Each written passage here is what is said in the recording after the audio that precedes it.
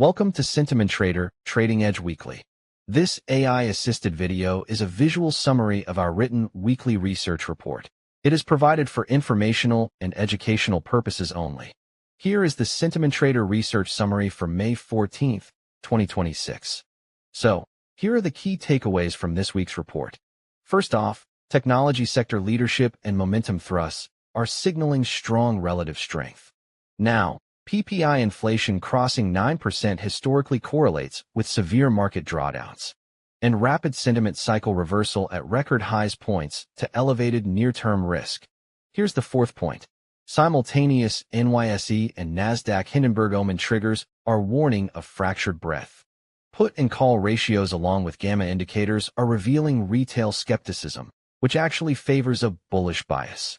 And the S&P 500 new low spike is flagging rising correction risk despite index highs. Finally, seasonal and correlation data are advising caution in financials and Turkish equities. And that brings us to equities. Here's the house view on stocks. Short-term, modestly bullish for 1 to 4 weeks. VIX and CDX remain in healthy territory. Markets just hit new highs. And the S&P 500 RSI sits at a staggering 77.71, deeply overbought. But momentum is still propelling the index higher. However, caution is still warranted. Now, intermediate term, bullish for 1 to 5 months. Market momentum at 71.4, returning to risk on. The outlook is constructive, supported by geopolitical thaw and solid earnings.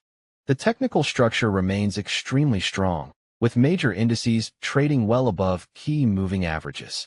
And long-term, bullish for 6 to 12 months. The bull market structure is intact with new all-time highs. Valuations are supported by earnings momentum and the potential for further geopolitical improvements.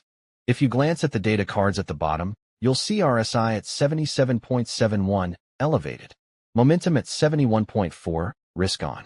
And the structure remains bullish. Switching gears from equities to bonds, commodities, and global markets. Bonds are bearish. U.S. Treasury markets issued a stark warning amid equity market euphoria. Long-term cycles remain bearish. Yields have surged to multi-month highs amid persistent inflation concerns driven by elevated oil prices. Now, commodities show clear divergence. Crude oil is advancing on Strait of Hormuz supply fears. But gold and silver are under selling pressure as risk assets rally and bond yields surge. Looking overseas, global markets are showing strength. China and Hong Kong equities have soared to multi-year highs, driven by semiconductor and internet giants. And Japan's Nikkei just notched a new all-time high on tech tailwinds. If you glance at the data cards at the bottom, yields are climbing for bonds. Oil is surging on supply fears. And gold and silver are under pressure. So where are we at?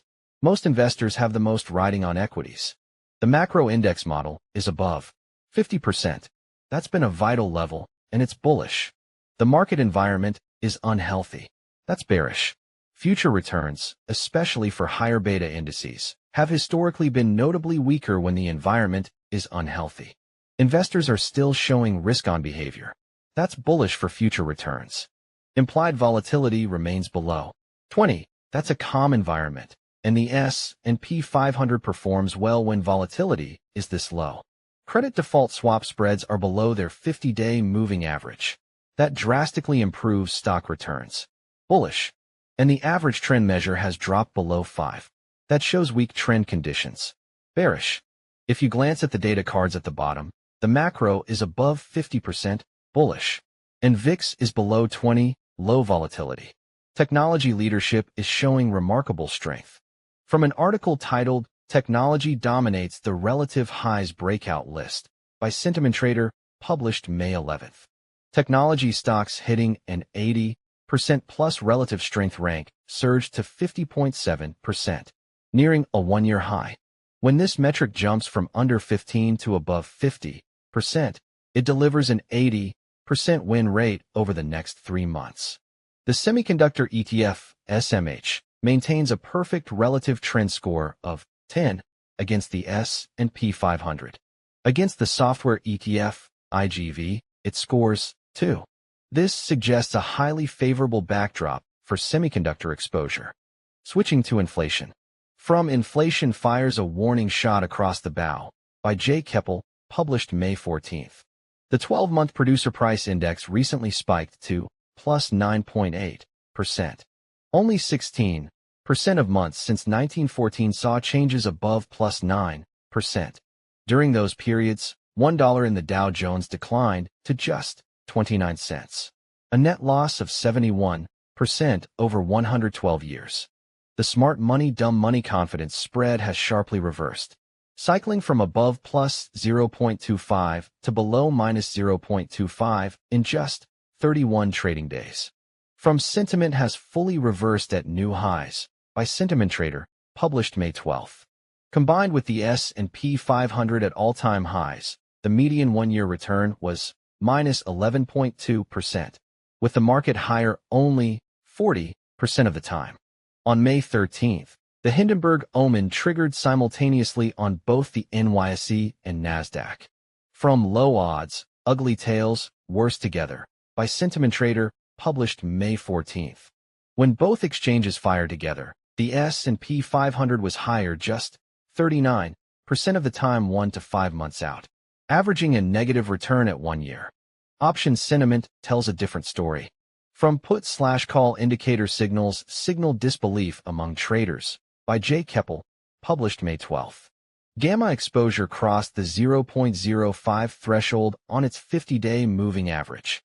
Historically, the S&P 500 was unconditionally higher 12 months later.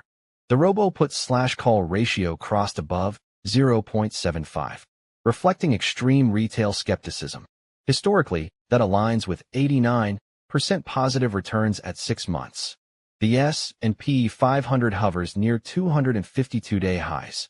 Yet the percentage of components registering 252-day lows has spiked above 7.7%. From an SDCTM Risk Warning Model Member Triggers a Risk-Off Signal, by Sentiment Trader, published May 13th.